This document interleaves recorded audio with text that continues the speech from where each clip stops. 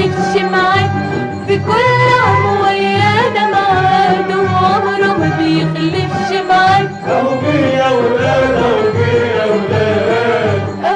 في العام 58 كونت وفاء مصطفى وسناء الباروني وصفاء لطفي هذه الفرقة التي طافت البلدان العربية لتقديم أعمالها، قبل أن تتوقف في العام 67 إلى الأبد.